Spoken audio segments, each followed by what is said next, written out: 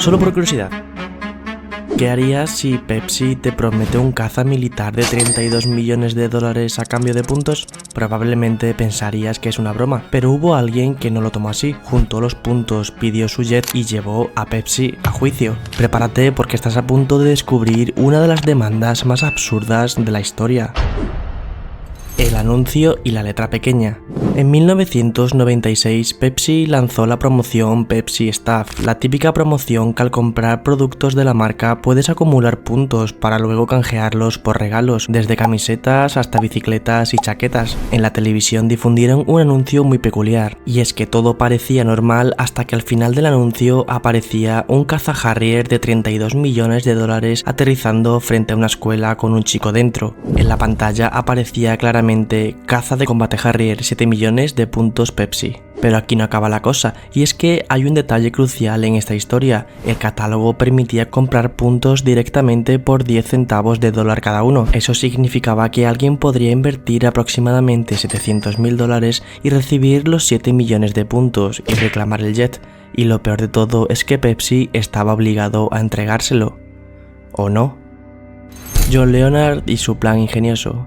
El protagonista de esta historia se llama John D.R. Leonard y en esa época era un estudiante de negocios de 21 años en Seattle. Leonard entendió que no podía beber suficientes Pepsis para alcanzar los 7 millones de puntos, así que usó una cláusula permitida en el catálogo, comprar los puntos directamente. Y así fue como con el tiempo consiguió 5 inversores y finalmente presentó un cheque de 708.050 dólares y se aseguró de cumplir todos los requisitos durante el proceso para poder obtener los tan ansiados puntos. Tras esto envió la carta formal solicitando el caza y esperó. Finalmente Pepsi le negó el pedido y afirmó que se trataba solamente de un anuncio humorístico sin intención contractual, pero Leonard insistió y mucho.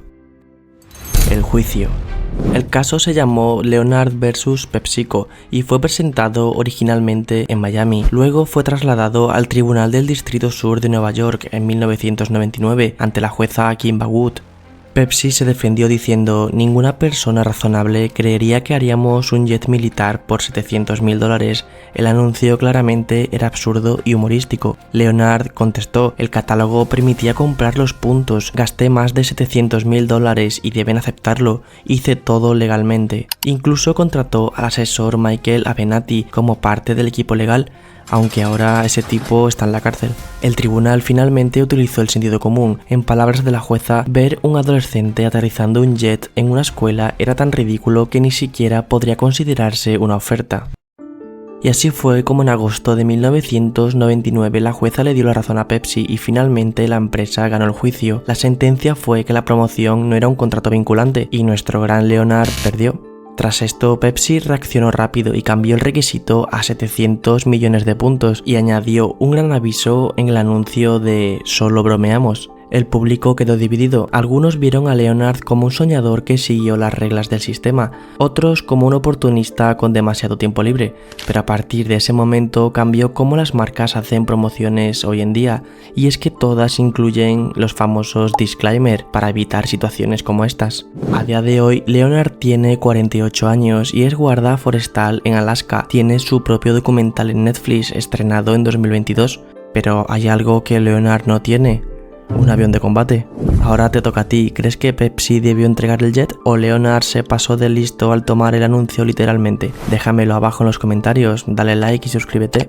Y hasta entonces, mantente curioso.